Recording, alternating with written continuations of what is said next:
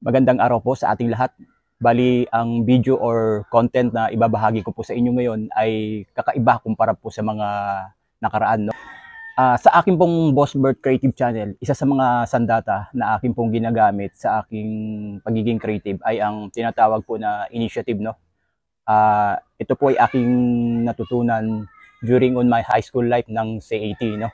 Ang ibig po sabihin ng initiative ay produce something without nothing using your initiative.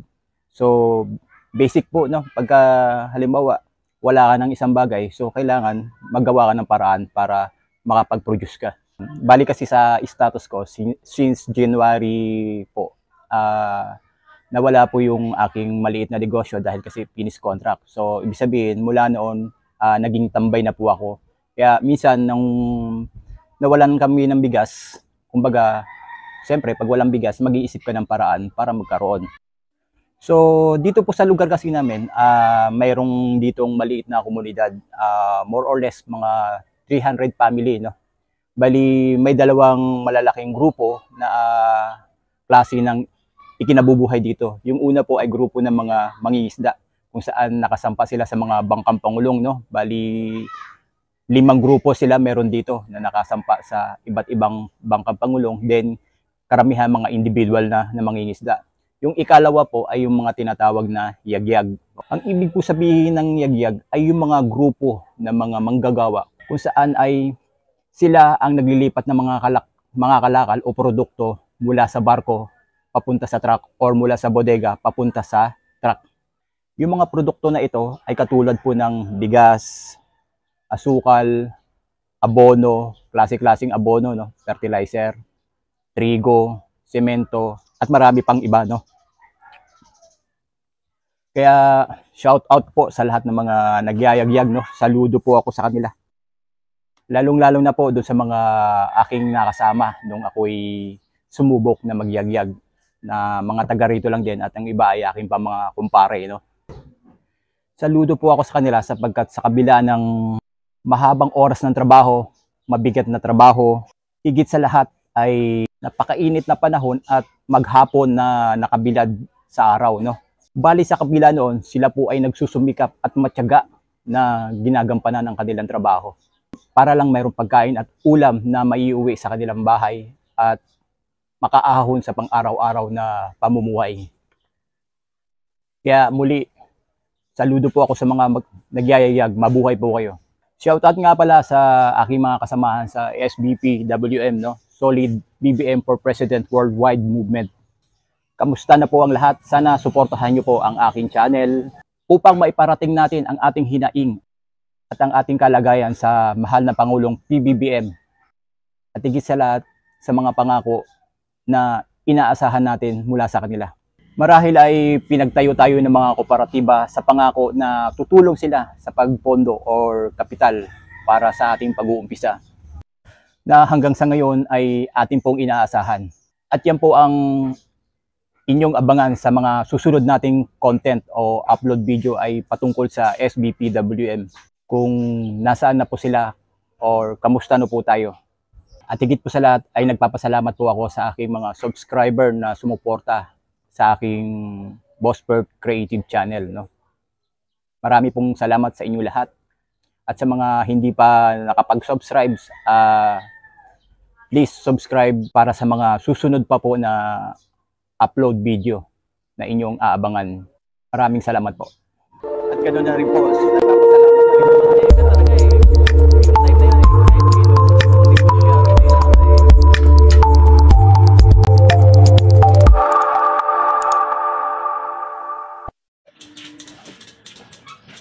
wala nang bigas. Yan, maghanap muna tayo ng bigas. Pupunta tayo ng Maribeles, Bataan, no? Bali, time check 3:55, no? So, magpo-4 na. Biyahe tayo. Siguro darating tayo doon before 6 gamit yung motor natin, no?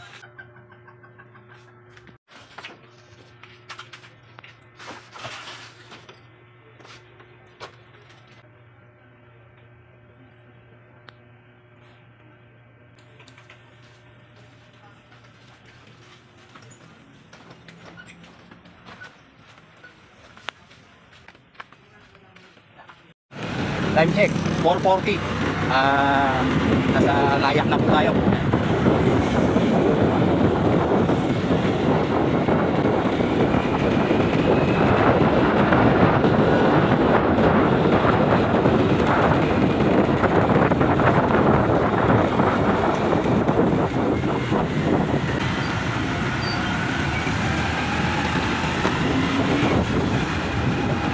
Over muna tayo.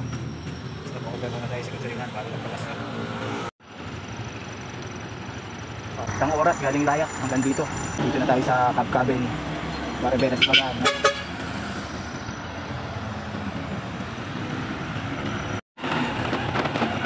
Dito papasok na tayo sa may Mountain View Village. Check 5:42 no. Kararating ko lang dito sa aming barracks no. Wala pa yung mga kasama natin mga araw. Nandito ba sila sa trabaho. Ito po yung barracks.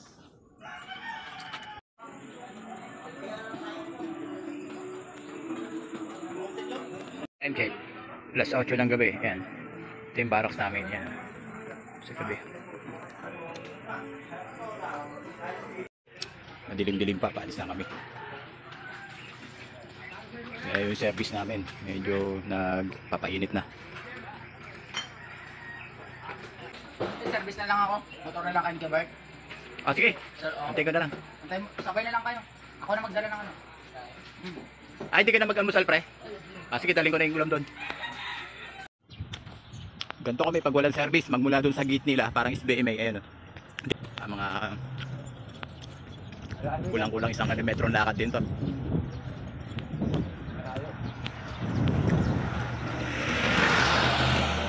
Iniwan ko yung motor ko doon sa pinaka entrance, sa gate. Wala kasing sticker. Doon na kami sa site. Ayan, yung barko namin, kulay blue.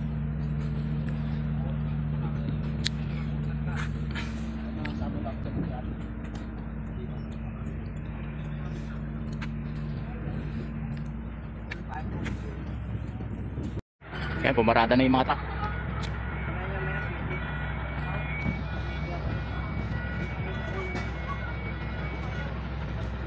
Tatanggal na sila ng takip.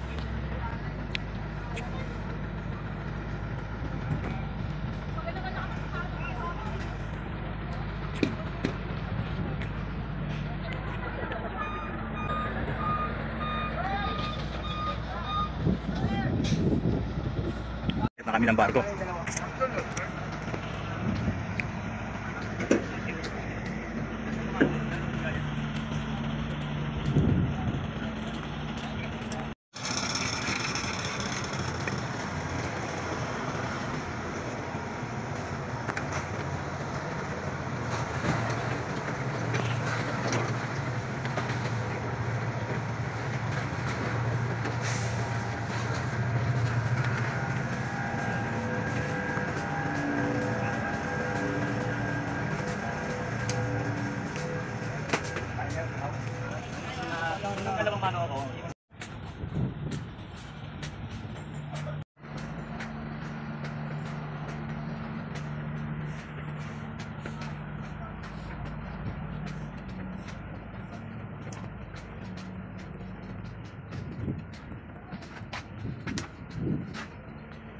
Dito muna tayo magbaraks. Kaya mag-aantay pa kami buksan tong takip na bakal ng barko, no? Dito tayo sa taas, sightseeing. Ayun, no?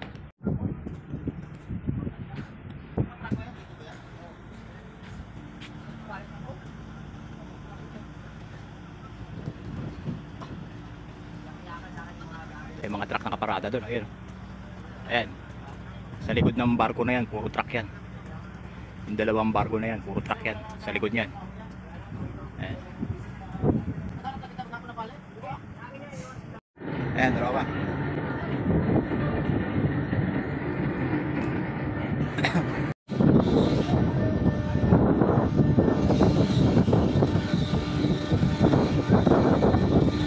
Tinatanggal na yung takip.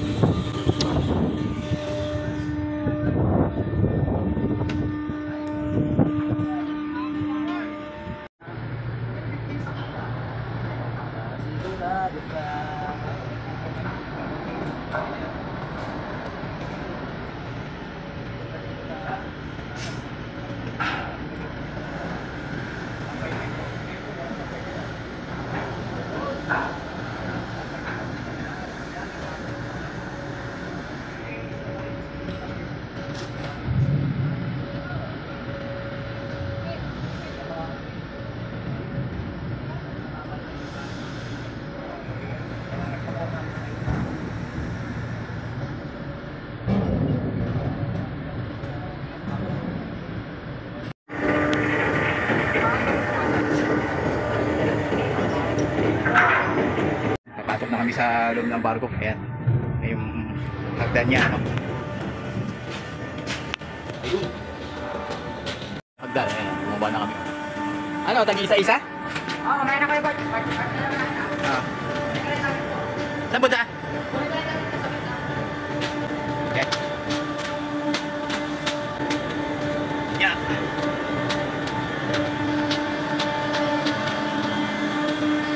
Umpisa na laban. Medyo maambon ng konti, kaya nakakailang bira pa lang kami, pero tagaktak na yung pawis namin, no? Ayan. Nga lang, maambon, kaya ibabalik ko rin yung takip. Ayan.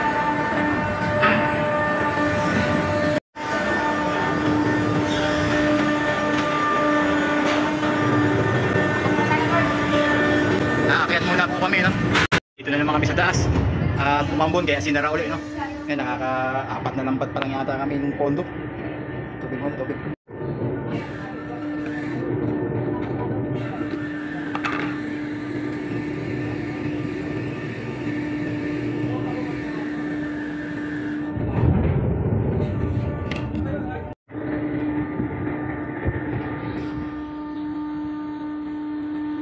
Yan, dinalagyan muna ng trapal para hindi pasukan ng ambon.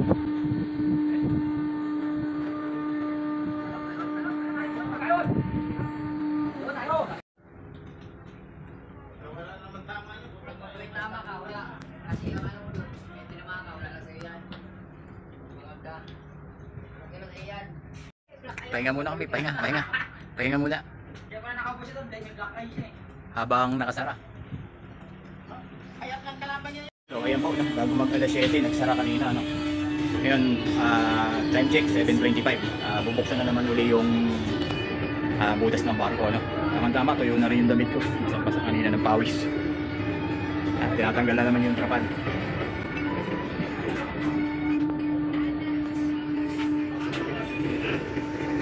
Nagtatago si Haring Araw.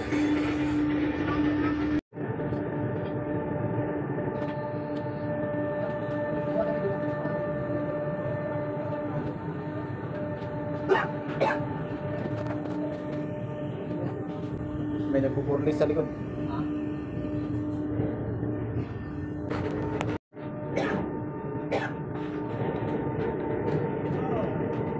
Pasok ulit sa lungga. Ayan, sa hagdanan.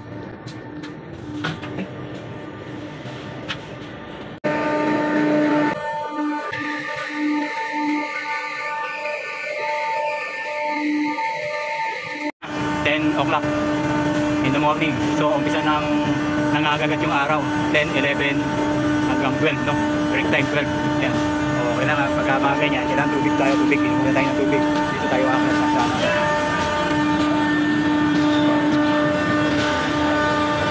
Diyan tayo umakyat, diyan tayo lumabas. Dito tayo sa labas. Napakainit sa loob. Kapag dating ko dito sa labas, napakasarap ng hangin. So yan po, no, 10 o'clock, wala pong merienda dito. Hindi uso yung merienda rito. Bali, tubig lang hanggang alas 12. Kaya pagpasok mo ng alas 6 o alas 7 ng umaga, puro tubig lang, hindi uso yung pagkain dito. Papahinga ka lang para magtanghalian, alas 12. Babalik ka ng alauna. So natapos na tayo uminom, balik ulit tayo. Yan po, no, bali alas 12 na, kaya break time na. Akit po lahat sa taas para kumain.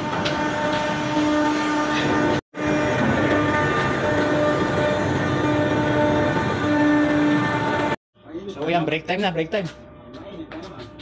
Ayan, ulam.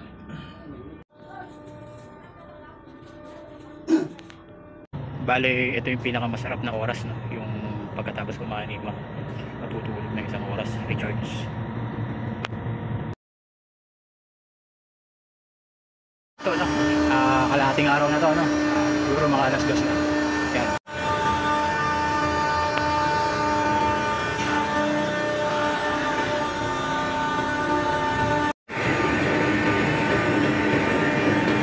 Check. Alas 5 na, 5 na. So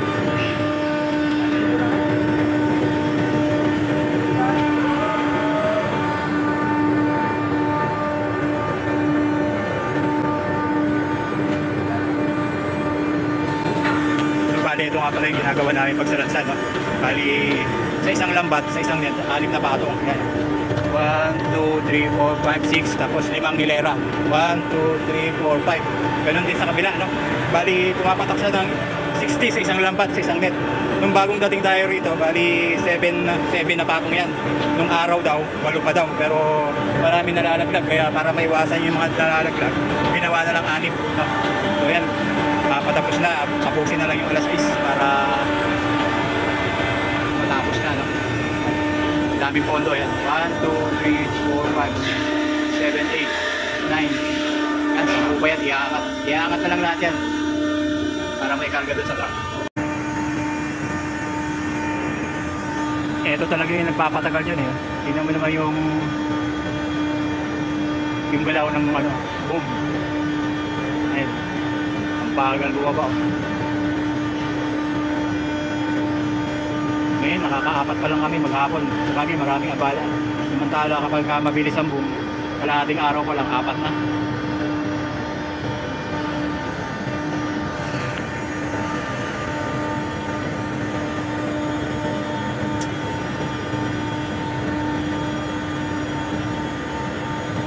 Bagal.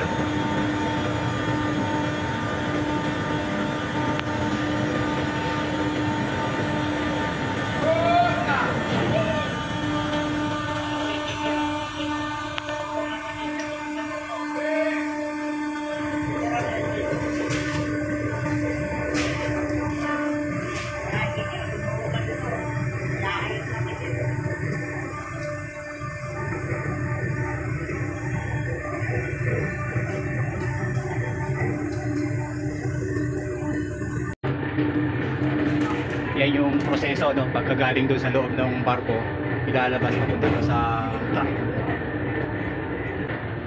Ayun na, lumabas na. Lambat. 60 piraso yan.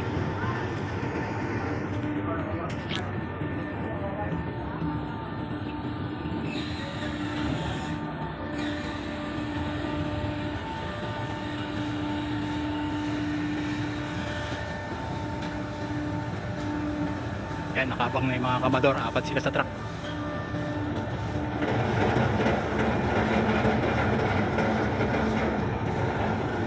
Bibilangin muna ng inspector.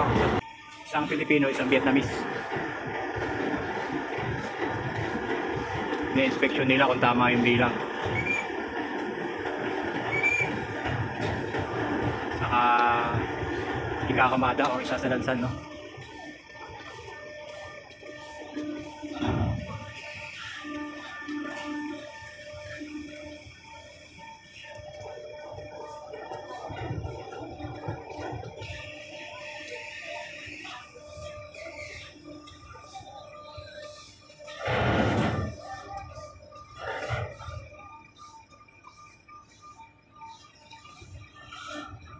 Yan, tinutukuran nila yung mga dulo-dulo.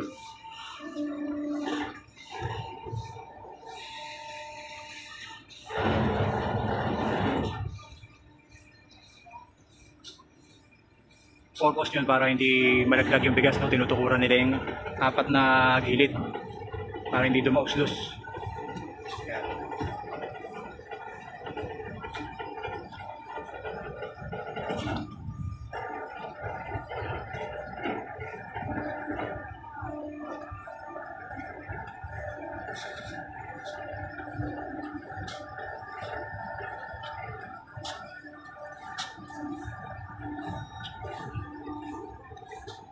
Yan ang pinakamahirap din na trabaho ng kamador. Imagine mo, alas 10 ang pinakamasakit na init ng araw hanggang alas 12.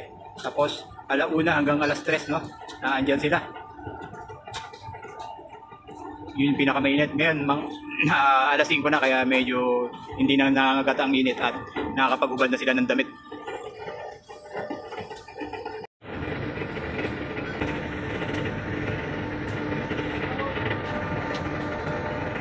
Habang naghihintay ng uwian, sightseeing muna tayo. Kaya kung mapapansin nyo, sa actual, abot tanaw natin yung mga bundok doon sa kabila. No? Yun. Ibig sabihin, sabi nila, Cavite daw yan. Yan, Cavite. Yan. Tapos mapunta doon sa kaliwa, napakaliit. Ayan. Ay makikita natin may mga building ba yan? Hindi na makita. No? Ayan. Yan yung Manila, no? Pag nandito ka sa Maribeles. No? Yan. Napakaliit yan. Sinom lang natin. Oh. Yan.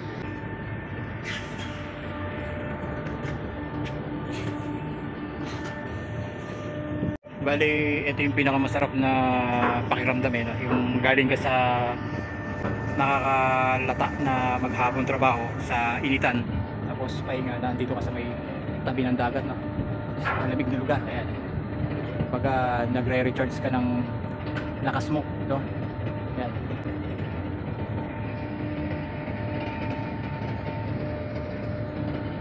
Flooring na kami, flooring. Ayan. Bisa na naman uli ng ratratan. Ayan, flooring na.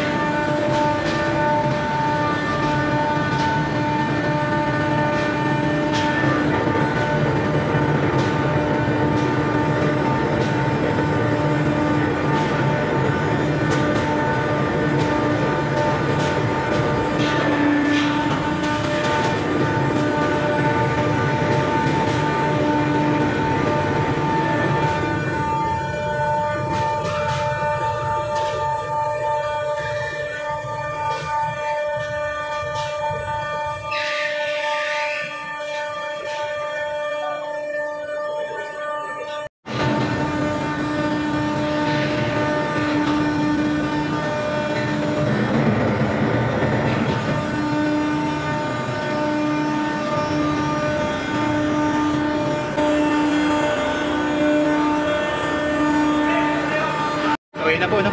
Medyo natapos na yung iba. So ito yung mga reject. Ibig sabihin yung may mga damage, no? Nabutas yung mga sako. Kahit pa paano may mga nadadamage yan. Nilalagay sa bag. Yan.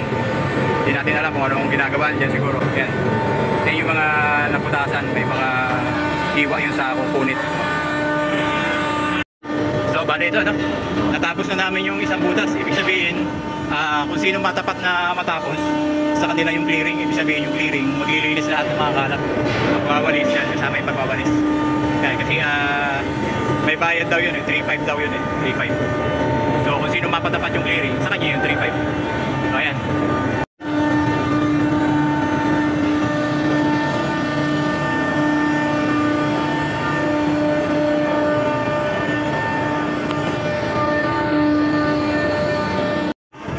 Tapos na rin yung sakamador sa truck. Ayan.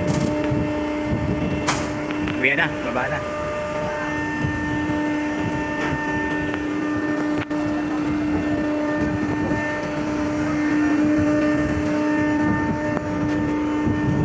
Bali, naranasan po natin dito maging panggabi, no? Siguro mga 3 gabi rin po yun, no? Siyempre, pagka panggabi ka, advantage kasi wala pong init ng araw. Lalo na kapag nasanay ka na po. Pero pag baguhan ka, katulad nung first time ko ng gabi, no?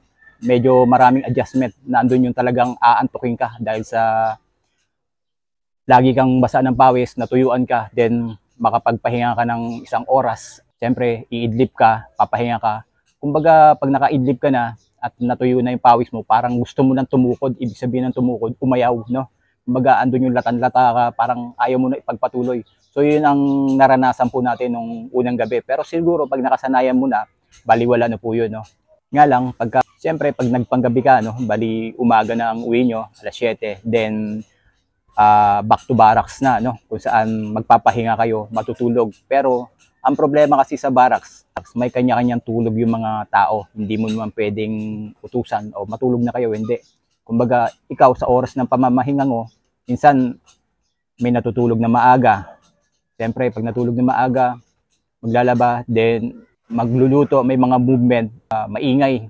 Yung iba naman, bago matulog, nagiinom muna or para nga daw pampatulog. Maraming ingay doon sa area, no? Kaya kapag hindi ka talaga sanay, ay talagang magkakaroon ka ng stress, no? Kumbaga, hindi sapat yung tulog mo. Kaya, siyempre, yun ang kailangan ng ating katawan, yung sapat na tulog, talagang maapektuhan yung kalusugan mo, no?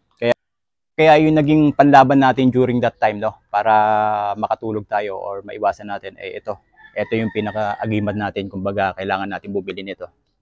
So, ito yung nilalagay sa tenga, no, ayan, pinapasak para wala kang marinig na ingay.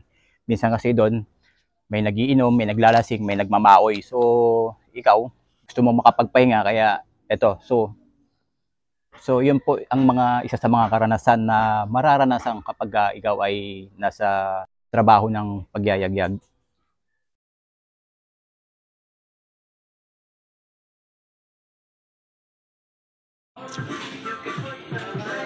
Ito ang buhay namin dito, no? Uwi ka naman. Tayo nga surot ka. Tayo ka. Para surot, parang suka na yung suka, oh. Tapos nangasaka ko ba? Tawag ka, dapat kapang. Dito mo na, oo, no? Oo. Bali nga pala sa usapan sa sweldo sa pagyayagyag ay 2 pesos per bigas, no? So ibig sabihin, makasampung bigas kayo, meron kayo 20 pesos. Pero grupo po 'yon, centralized kayo, hati-hati kayo, pantay-pantay, no?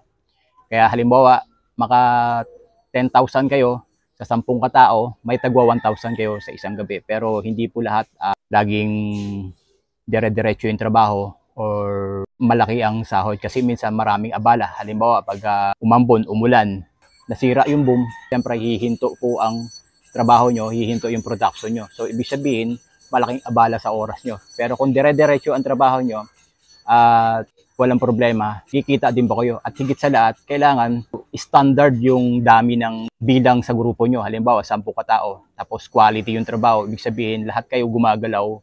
Ayun po ay kikita na kayo at hindi pa gaanong pagod. Pero kung 8 kayo, 7 kayo, kikita kayo marahil, pero pagod na pagod kayo. Paano na rin bukas, no? So, ibig sabihin naman, kung marami kayong tao, minsan umaabot pa ng 14, 16, hindi nga kayo pagod, pero wala naman kayong kinikita. So, yan po ang labanan sa pagyayagyag. Sana po ay may naibahagi akong kaalaman sa inyo tungkol sa trabaho ng pagyayagyag. Kaya muli, shout out po, saludo po ako sa inyo mga nagyayagyag.